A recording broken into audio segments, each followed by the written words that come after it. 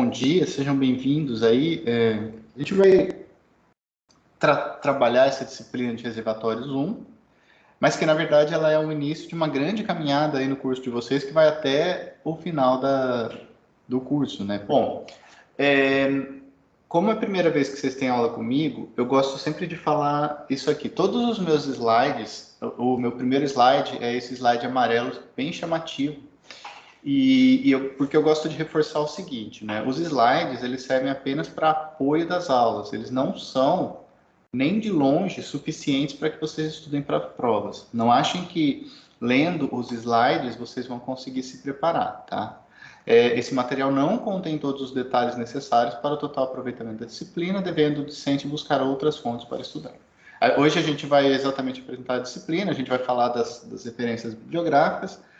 Então, não esqueçam que vocês têm que consultar essas fontes, vocês têm que ir atrás de outros materiais que não os slides. Os slides, na verdade, eu pessoalmente acho que a gente nem deveria dar para os alunos, mas eu passo esses slides justamente para que facilite aí que vocês sigam a ideia da aula, tá? Vocês vão ver que muitas vezes no slide a gente só coloca uma figura, uma coisa, a gente não coloca os textos, não coloca as explicações, porque justamente a ideia é que isso aqui seja um apoio para a aula e não a aula em si, não o material de aula em si, tudo bem? Falando então um pouco da disciplina, né? Primeiro, o que é engenharia de reservatório, o que faz um engenheiro de reservatório, enfim. Eu tentei buscar, né, na internet algumas definições interessantes. Primeiro, uma bem genérica, né, lá do Wikipedia, né, um engenheiro de reservatório, engenharia de reservatório, né, é uma parte da engenharia de petróleo que aplica princípios científicos no fluxo de fluidos em meios porosos, aplicado aí ao desenvolvimento e produção de reservatórios de óleo e gás. Isso é uma definição meio óbvia e meio genérica, né? Mas nessa definição eu gosto muito disso, aplica princípios científicos, né? Uma definição um pouco melhor aqui desse Petropedia, né? Um engenheiro de reservatório é um indivíduo responsável pelo desenvolvimento e produção, né? Operações de produção de um reservatório. Ele é parte de um time de engenheiros de petróleo, isso é bastante importante, né? Conduz diversos tipos de análise para descobrir a mais alta produção possível aí do reservatório. Ele deve ser especialista em acompanhamento, monitoramento do seu projeto, né? Através de simulações, modelos de simulação, onde os modelos são simulados usando modelos computacionais, modelos numéricos. Então, dessa aqui eu gosto de chamar a atenção sobre essa questão de surveillance, né, de monitoramento. Então, a gente está ali sempre... E também a questão... Oi, Jana. Oi, desculpa. Falando assim, você estava falando de simulação, sabe se a UDESC tem algum simulador para a área de reservatórios? Temos, sim. Temos. Nós temos atualmente o Basic e o T-Navigator. Ambos são simuladores aí muito bons, muito típicos, tá, da indústria. Principalmente o T-Navigator tem ganhado bastante mercado, porque ele é bastante focado em simulação usando computação distribuída, então ele consegue simular mais rápido do que outros simuladores. Mas nós temos sim. Inclusive na disciplina de estudos integrados, uma parte grande da disciplina é focada no uso desses simuladores comerciais. Então vocês vão ter acesso sim. Tá certo, professor. Obrigada. Nada. Então essa questão, né, de saber monitorar um reservatório usando modelos numéricos, isso é bastante importante, porque um reservatório de petróleo não é uma coisa que a gente consiga colocar sensores nele e medir como outras engenharias, por exemplo, engenharia mecânica. Você pega um motor de carro, você consegue colocar quantos sensores de pressão, temperatura e de estresse você quiser dentro do motor. E você consegue medir perfeitamente o seu objeto de estudo. A gente, em engenharia de petróleo, não tem essa facilidade. A gente tem que confiar muito mais nos nossos modelos matemáticos, né? e em análise de incerteza, que também é um tópico que vocês vão aprender aí no decorrer dessas disciplinas, mais especificamente na disciplina de estudos integrados. Bom, essa aqui é uma outra definição, depois vocês leiam, já saiu num journal aí, é antiga, né, mas interessante de ler. Engenharia de reservatório é difícil, o engenheiro que vai ter mais sucesso normalmente é aquele que consegue entender o reservatório, adquirir um pouco mais de informação e, portanto, menos premissas, né? Quanto mais informações a gente consegue extrair, menos premissas a gente precisa assumir. E vocês vão ver aí no decorrer de todas as disciplinas que essa questão de incerteza é bastante forte, bastante presente no nosso ramo de estudo, né? Só para ter uma noção de números, tá? Eu sempre gosto de dar um exemplo de tamanho de reservatório. Um reservatório, típico, ele tem alguns quilômetros quadrados de área, se a gente pensar na área olhando por cima, né? Então, imaginem que a cidade de Balneário Camboriú seja um reservatório, só ali a região do centro.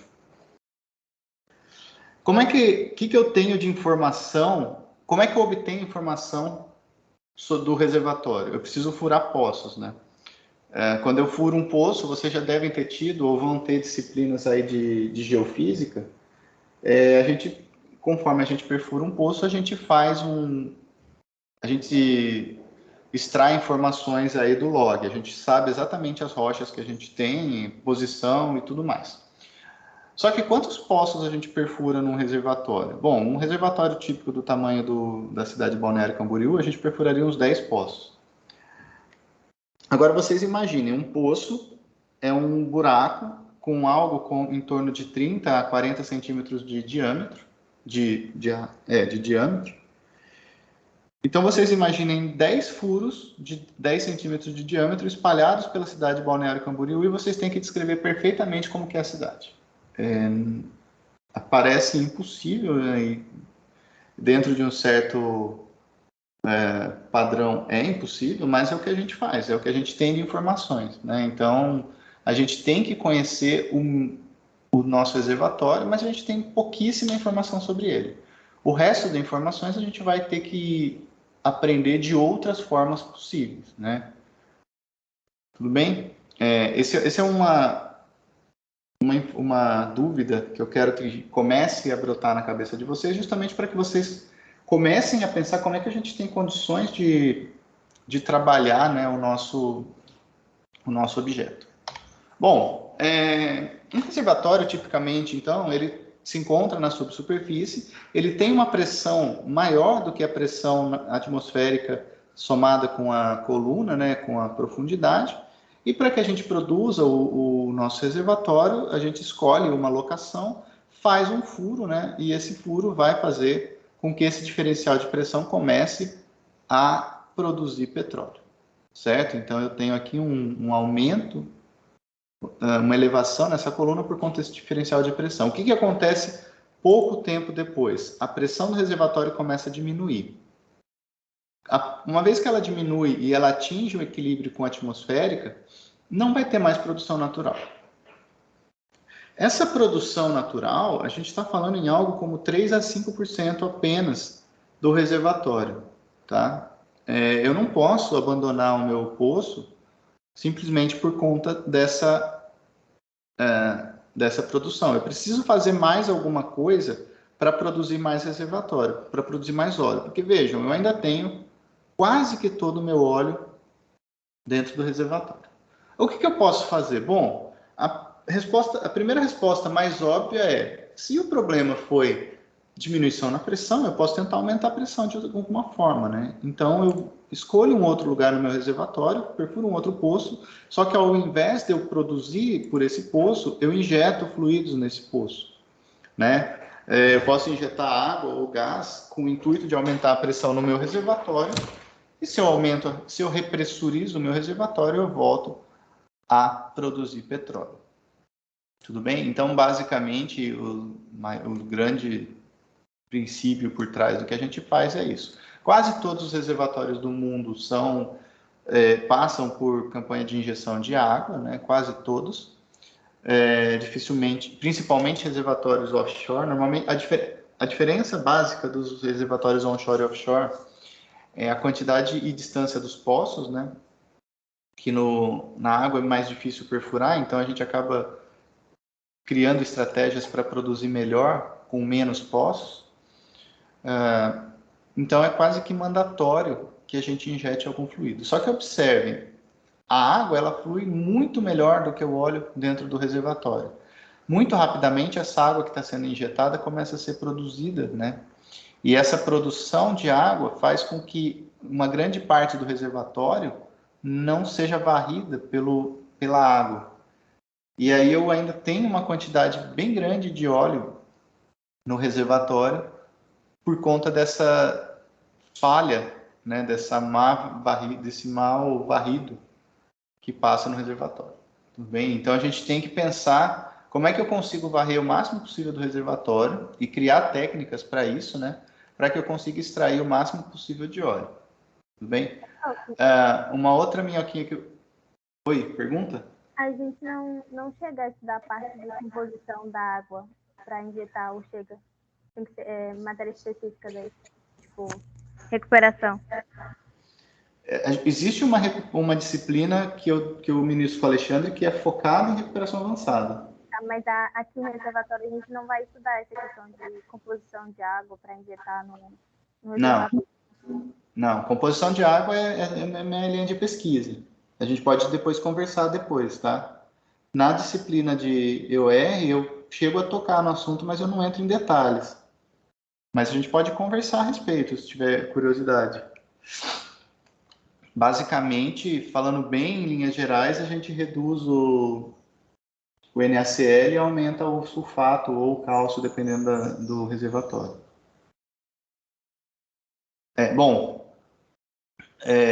Um outro problema, tá, é o seguinte: as regiões onde eu passo com a água, se eu pegar essa região que foi varrido, que o óleo foi empurrado, eu ainda tenho um óleo residual aqui. E esse óleo residual ele pode ser volumes grandes, tá? Então, estou falando aí de 30%, por exemplo, de óleo nas regiões onde a água passou, que a água não consegue empurrar, né? Então, aqui é uma outra oportunidade de produzir mais petróleo.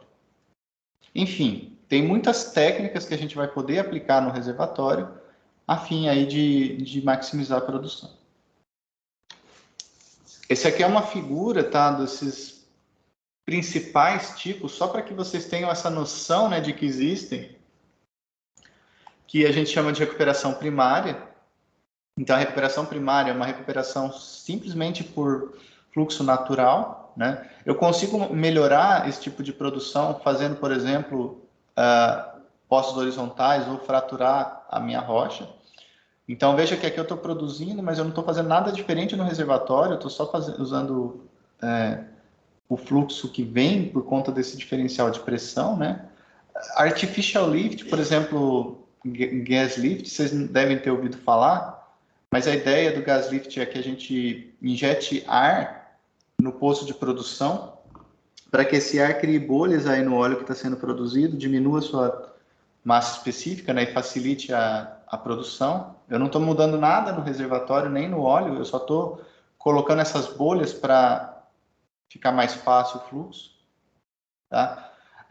Depois eu tenho o que eu chamo de recuperação secundária, que é o que eu efetivamente vou fazer para tentar melhorar o deslocamento, né? Então, injeção de água e gás com o objetivo de aumentar a pressão no reservatório.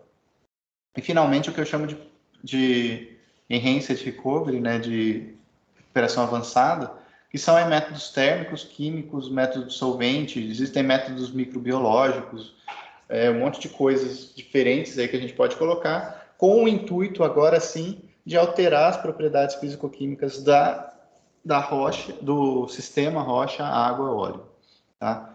E aí a gente consegue realmente tirar o máximo possível de petróleo. Aqui a gente consegue chegar em fatores de recuperação da ordem de 80% a 90%. Bom, voltando um pouco para as aulas de geologia, né, para que a gente tenha um sistema petrolífero, a gente precisa de pelo menos 5 elementos presentes, né? A gente precisa das rochas capeadoras. A gente precisa das rochas fonte, né? Então, só lembrando, uma rocha capeadora, ela é uma rocha pouco permeável, né? Normalmente folheiros aí, ou argilas, né?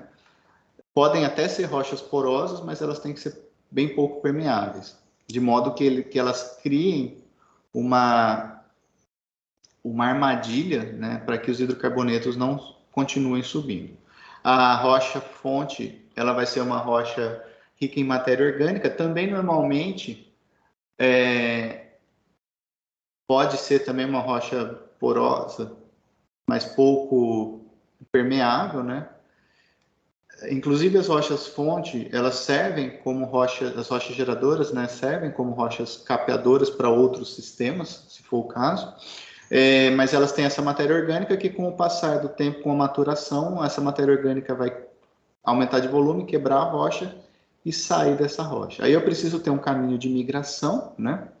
Esse caminho de migração vai levar o hidrocarboneto gerado na rocha geradora até uma região de reservatório, que vai permitir esse fluxo, né? Essa migração pode ser física, como aqui, né? Está diretamente abaixo da rocha reservatório, mas pode ser também, eventualmente, uma falha condutiva, enfim, qualquer caminho natural que permita que esse sistema, né, leve esse petróleo até um reservatório. Então, o reservatório vai ser uma rocha porosa e permeável, que vai ter condições aí de armazenar esses hidrocarbonetos. Então, se eu tiver a presença desses 5 elementos, pode ser, né, que eu tenha uma acumulação de petróleo. Não necessariamente isso vai ser verdade, mas pode ser que exista petróleo acumulado, caso eu tenha aí esses 5 elementos. O que acontece se eu não tenho uma rocha geradora, uma rocha capeadora? Esse petróleo vai exudar naturalmente na superfície. Bom, aqui eu tenho algumas fotos, né, de rochas reservatório. Vocês já estão num ponto de maturidade científica de entender mais do que a população geral acredita, né? Que o senso comum, as pessoas acreditam que o petróleo está lá na subsuperfície, dentro de grandes cavernas, né? E que esse óleo está líquido ali, a gente simplesmente faz um furo e puxa esse óleo. A gente hoje já sabe, né, que na verdade não, que na verdade eles estão dentro de rochas e dentro desses pequenos poros, né, dessas rochas. Então, essas regiões microscópicas entre os grãos da rocha são o volume disponível aí para a produção de hidrocarbonetos. Aqui só para ilustrar, né, eu tenho uma jazida aí de minério para produção de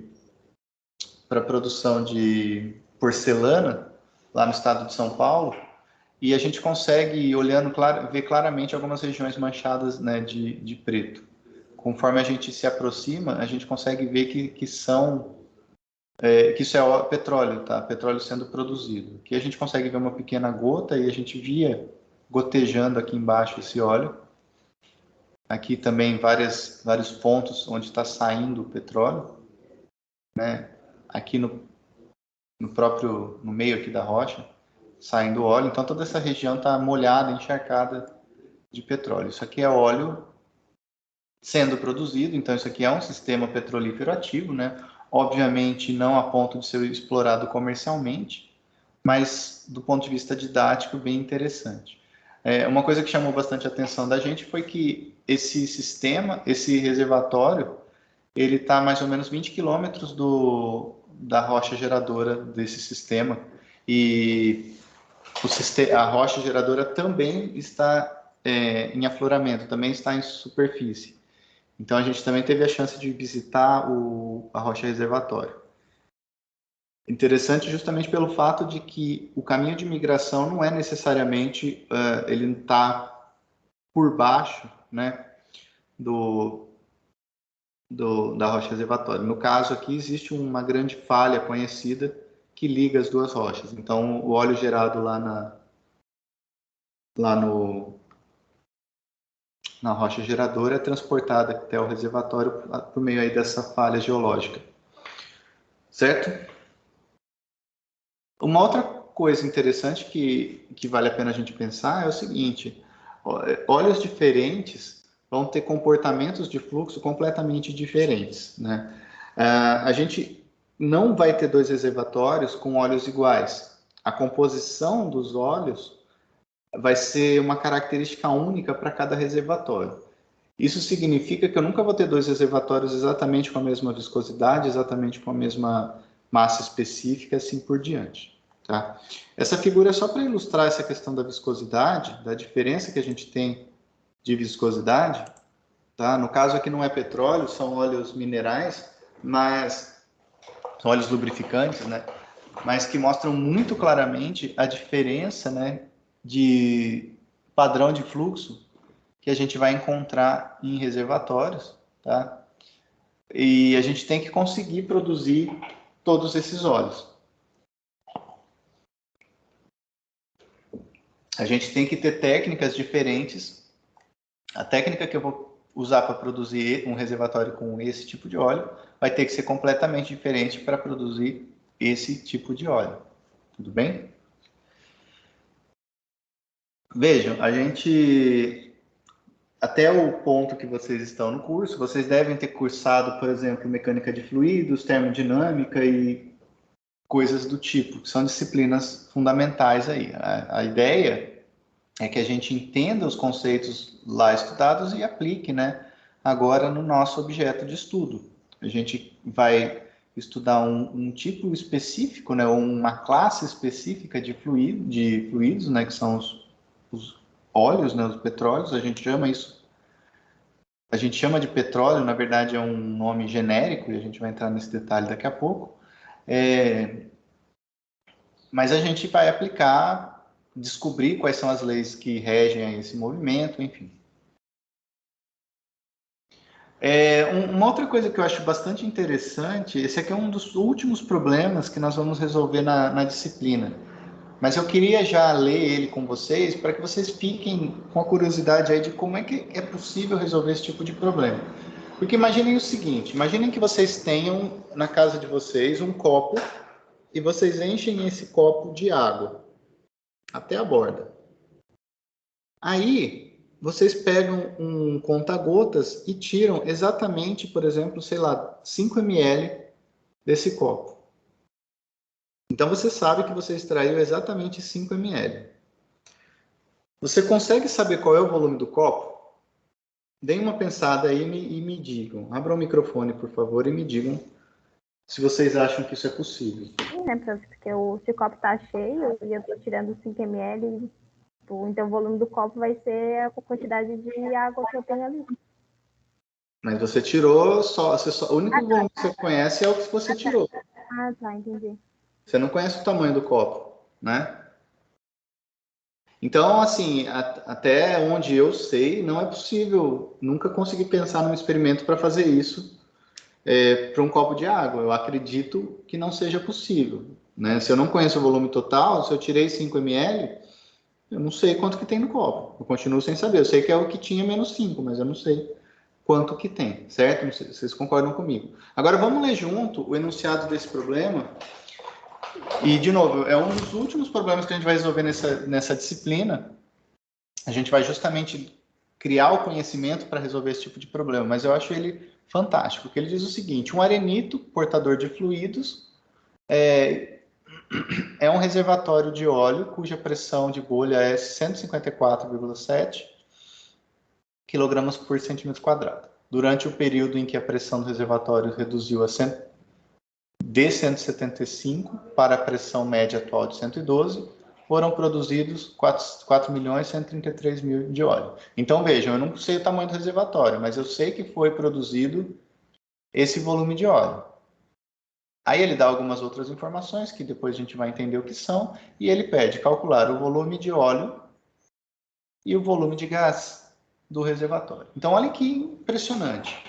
A gente está fazendo exatamente essa experiência que eu falei. Eu tenho um reservatório de um tamanho que eu não conheço, e aí eu extraio um volume de óleo que eu meço, né?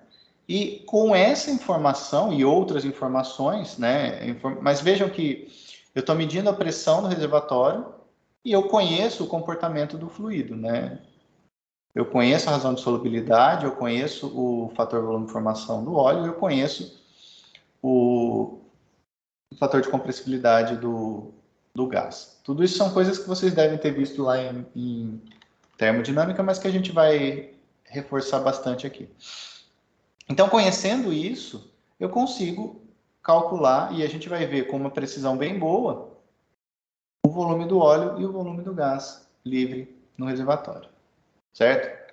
Eu acho esse problema realmente bem legal, bem impressionante aí, e gosto de colocar ele no primeiro dia de aula para que vocês tenham uma noção, né, do tipo de coisa que a gente consegue fazer. Com relação à bibliografia, o Rosa é o livro que a gente segue como livro-texto, tá? A gente não engloba o livro todo. Não sei se vocês já viram esse livro na biblioteca. Ele é um livro bem grande, né? Bem grosso, ele é bem abrangente. Ele tem uma grande vantagem que ele foi escrito em português, né? Não é um livro estrangeiro que foi traduzido. Então, e ele é muito bom. Inclusive, quem gosta de comprar, né? Esse é um livro que eu sugiro que vocês adquiram. Foi o primeiro livro de petróleo que eu comprei foi esse aqui. Tenho meu exemplar até hoje, já mandei até reformar, mas gosto muito dele e uso muito ele. Como a gente vai trabalhar bastante aí com fluidos, né? O livro do Danesh e o do McCain, vocês devem já conhecê-los. São livros que eu coloco na bibliografia, tá? Então, a parte de comportamento de fases e PVT é bastante importante para a gente. Esse livro do Dake, tem muita gente que usa, inclusive o próprio Rosa usa ele como referência de muitos assuntos, tá? E essa série de engenharia de petróleo da editora Campos, eles fizeram uma época bem barato, eu não sei se ainda está barato, mas eu comprei por menos de R$30 esse livro. Se vocês encontrarem ele por preço bom, com certeza vale a pena comprar. Mas ele tem um enfoque um pouco diferente, tá? Ele é um enfoque mais prático mesmo, né? O Dake era bastante prático, então ele tem um enfoque muito mais assim do dia a dia do engenheiro, né? Inclusive a sequência de tópicos é bem diferente da do Rosa. Eu acho a sequência do Rosa bem mais didática, tá? Mas enfim, é um livro bom ter. Esse Donês aqui, eu tenho também, aliás, a biblioteca tem, mas eu tenho a minha cópia também. Ele é um livro que veio para agregar mais na questão de laboratório, tá? Então, quem tem curiosidade de como é que se faz os experimentos, como é que se tira os dados que a gente precisa em laboratório, esse livro do Donês, ele foca mais nisso, então ele é legal, com uma leitura complementar. E aqui eu botei o Thomas como uma referência, mas, assim, o Thomas vocês conhecem, ele é um livro bem generalista, né? Ele é legal se vocês têm uma dificuldade num tópico específico e vocês não lembram e de repente bater o olho ali e ler rapidamente vai facilitar. Obviamente, como esse não é um livro de reservatórios, não é um livro que vai ser suficiente para vocês entenderem a nossa disciplina. Mas é sempre legal, né? Às vezes a dúvida é bem fundamental. De repente, esse aqui é um livro que vai ajudar, né? Prazer ter vocês aqui comigo. Tenho certeza que vai ser um semestre bem produtivo para todo mundo. Me coloco à disposição para conversar sobre o que for, tirar dúvidas. No mais, muito obrigado. Prazer aí. Boa semana para todo mundo.